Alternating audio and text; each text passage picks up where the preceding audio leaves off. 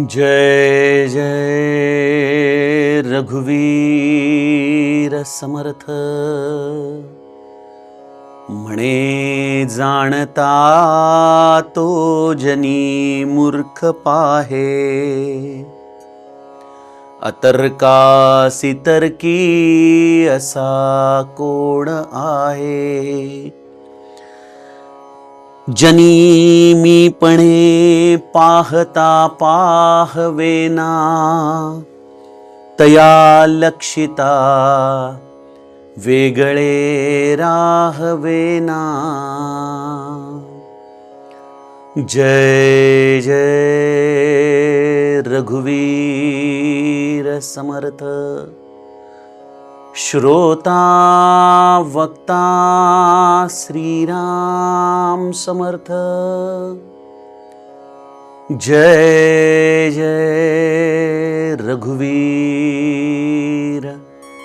समर्थ।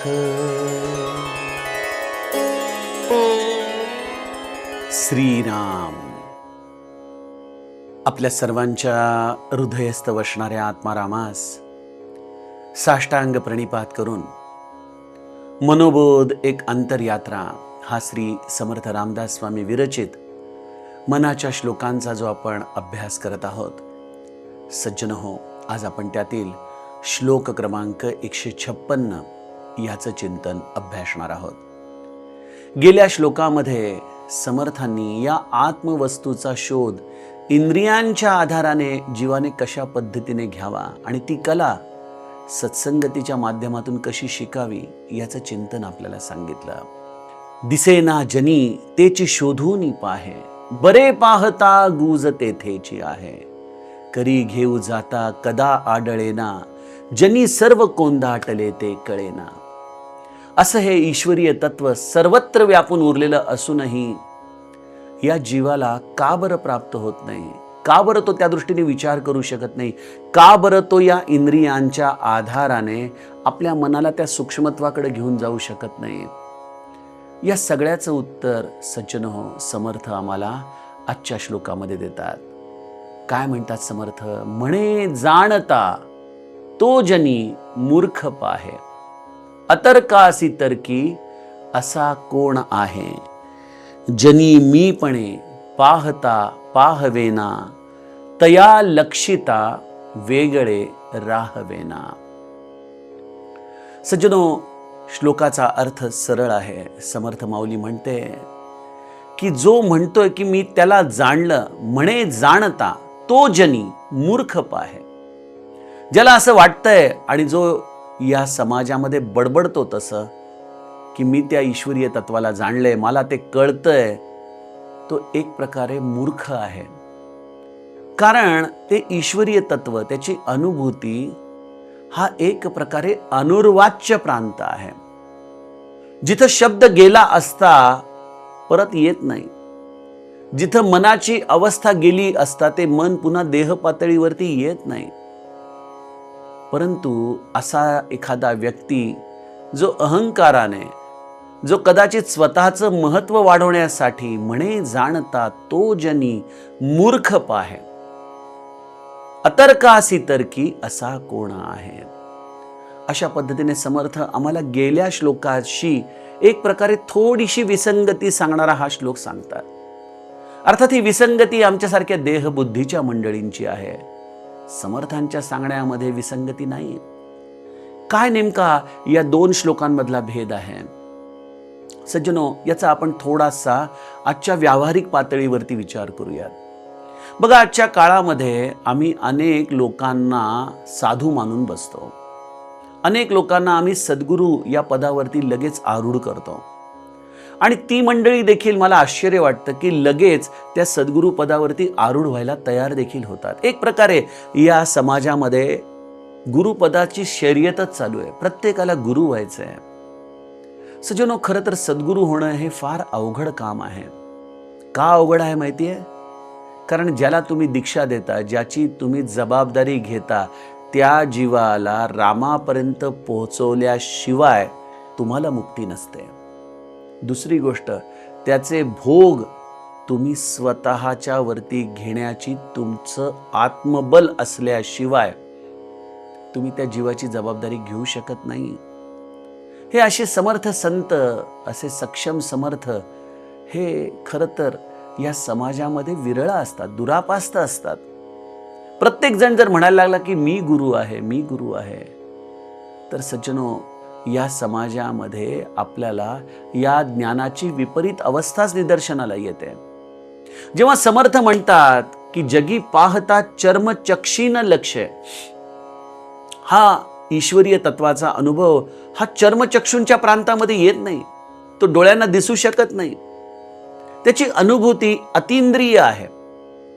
डोळ्याचा आतला डोळा, कर्णाचं अंतःकरण, या प्रत्येक इंद्रियाच्या आतमध्ये वळवण्याची दिशा आणि त्या इंद्रियांना आतमध्ये वळवून त्याची अनुभूती स्वतःच्या अंतरंगामध्ये घेण्याची ती कला आहे.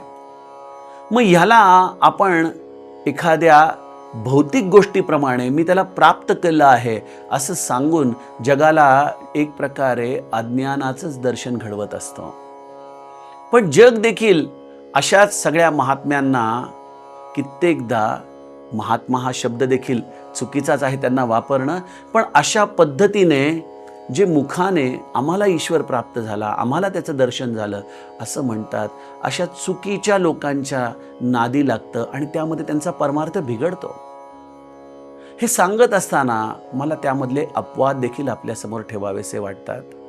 रामकृष्ण परमहंस यांच्या चरित्रातलं उदाहरण आहे की जेव्हा नरेंद्रने त्यांना विचारलं की आपल्याला काली मातेचं दर्शन झालंय का, आपल्याला त्या ईश्वरीय तत्वाची अनुभूती आहे का, तेव्हा त्यांनी स्पष्टपणे सांगितलं की मी तुला जितक्या जवळून पाहतोय त्याही पेक्षा अतिशय जवळून मला ईश्वरीय तत्वाचं दर्शन झालेलं आहे. मग जेव्हा अशा गोष्टी एखाद्या संताच्याकडून आपण ऐकतो, मग त्यावेळेला आपल्या मनामध्ये विसंगती निर्माण होऊ शकते की मग म्हणे जाणता तो जनी मूर्ख पाहे. आणि इथं तर रामकृष्ण परमहंसांसारखे संत जेव्हा ईश्वरीय तत्वाचा अनुभव झाला हे शब्दामध्ये सांगतात. सज्जनो, यामध्ये फरक आहे. जो मनुष्य ह्या गोष्टीचा बाजार मांडतो, त्याच्या अहंकाराला प्रस्थापित करतो, मी तर आज बघितलं की एकाच वेळेला हजार हजार लोकांना दीक्षा देणारे देखील सद्गुरू आलेले आहेत. हे इतकं वैयक्तिक आहे, हे इतकं सटल सूक्ष्म असं शास्त्र आहे. रामकृष्ण परमहंसांनी व्यासपीठावरून हजारो लोकांना सांगितलं नाही. रामकृष्ण परमहंसांनी नरेंद्रचा अधिकार बघून त्याला केवळ शब्दाच्या आधाराने सांगितलं. संत एखाद्या शिष्याच्या जवळ हे आपले अनुभव वैयक्तिकरित्या त्याचा अधिकार बघून सांगतात, हे लक्षात घ्या. त्यामुळं मूर्ख हाच व्यक्ती आहे जो त्याचा बाजार मांडतो.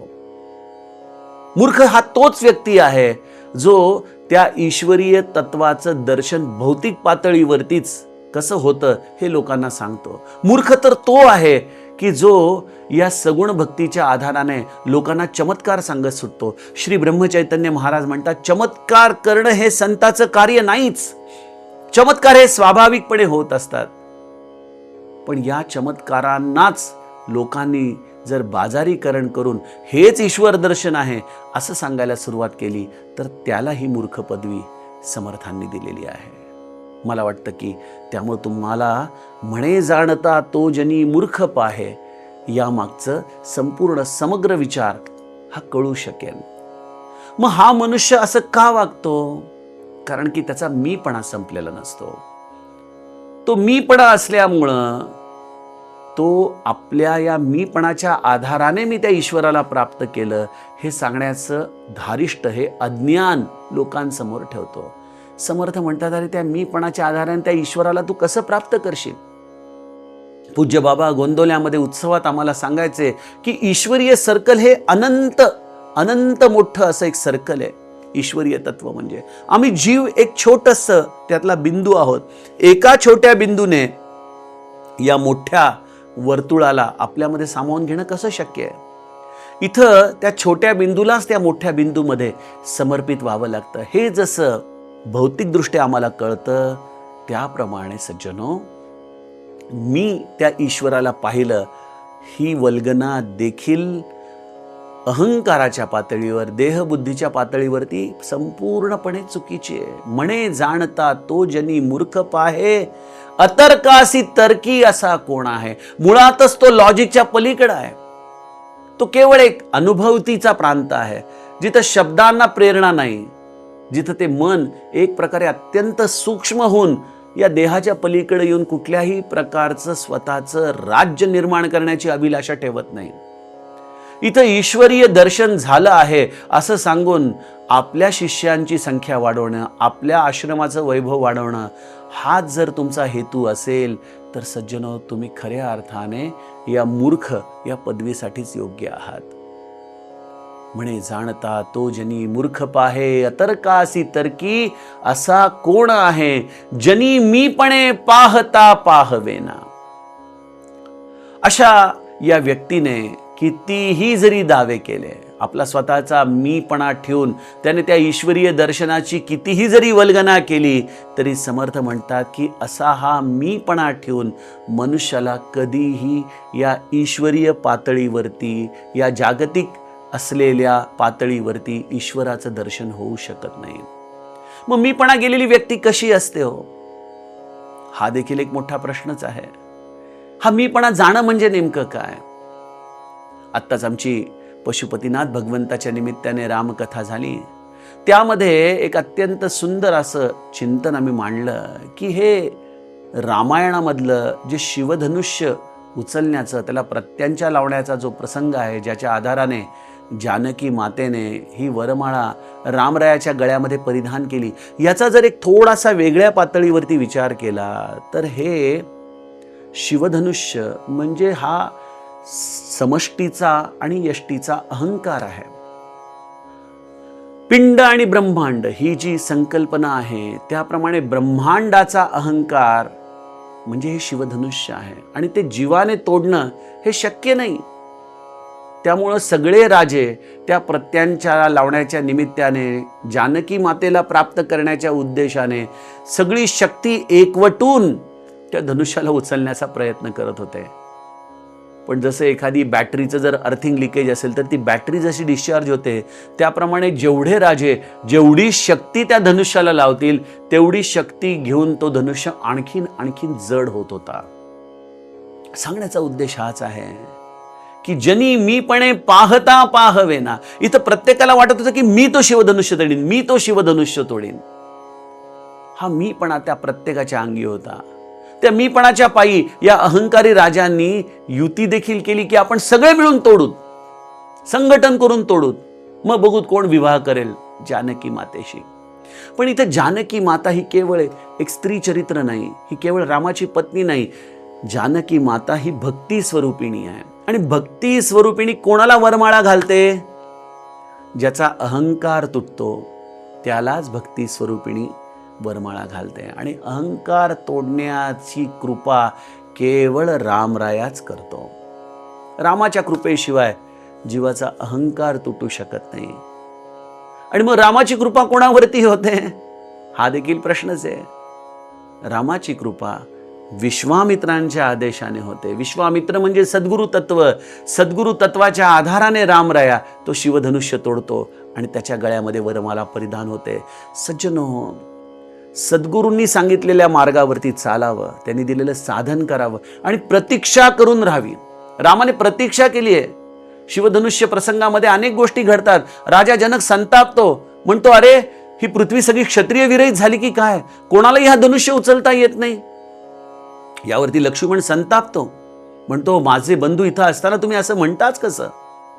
तरी देखील राम शांत आहे, कारण राम हा गुरुच्या आज्ञेमध्ये राहतो. आणि मग विश्वामित्र एका टप्प्यावरती रामाला म्हणतात, विश्वामित्र समय शुभजानी, बोले अति स्नेहमय बानी, उठहु राम भंजहु भवचापा. रामा उठ आणि या शिवधनुष्याचं भंजन कर, मेटहु तात जनक परितापा. राजा जनकाचा संताप नाहीसा कर, रामा उठ. आणि मग रामराया शांतपणे आपल्या गुरुला अभिवादन करून अत्यंत चालण्याची देखील त्या मीपणा तुटलेल्या जीवाची अवस्था कशी असते, त्याला कुठलीच घाई नसते बघा. अहंकार हा मनुष्याचा शब्दामधून, त्याच्या चालण्यामधून, त्याच्या बोलण्यामधून, त्याच्या बघण्यामधून सगळीकडून आपल्याला जाणवत असतो. ज्याचा मीपणा संपलेला आहे, त्याला कसलीच घाई नाही आहे. तो अत्यंत निवांत आहे, स्थिर आहे. त्याला जगाला काहीही सिद्ध करायचं नाही आहे, कारण त्याची सगळी जबाबदारी गुरुने घेतलेली असते. त्यामुळे सज्जनो, ज्याचा मीपणा संपलाय ना, तो आपल्या गुरुच्या चरणांच्या शिवाय दुसरीकडे कुठंच जात नाही. आणि मग रामराया उदित उदयगिरी मंच पर रघुवीर बाल पतंग बिकसे संत सरोज सब हर्षे नयन मुनी वृंद. अशा रीतीने हा राम एक एक एक एक पायरी शांतपणे चालत येतो. विश्वामित्रांचं स्मरण करतो, वसिष्ठांचं स्मरण करतो आणि क्षणामध्ये त्या धनुष्याला उचलतो, आकाशामध्ये वरती नेतो. एखादी वीज कडकडावी त्याप्रमाणे त्याचा प्रत्यंचा ओढून लावतो. त्याबरोबर ते शिवधनुष्यमध्ये तुटतं. रामकृपेनेच शिवधनुष्य तुटतं, रामकृपेनेच अहंकार तुटतो. आणि ही रामकृपा सद्गुरूच्या कृपेमध्ये सामावलेली आहे. आणि त्यामुळं सज्जनो, आपण ईश्वरीय तत्वाची अनुभूती घेण्यासाठी कधी मला मिळालं, मी केलं या भूमिकेमध्ये राहू नये. हे सगळं त्या गुरुकृपेचं फळ असतं. श्री ब्रह्मचैतन्य महाराज गोंदवल्याला आपल्या आयुष्याच्या अंतिम टप्प्यामध्ये म्हणायचे की हे गोंदवल्याचं सगळं वैभव माझ्या तुकामाईंच्या कृपेचं फळ आहे.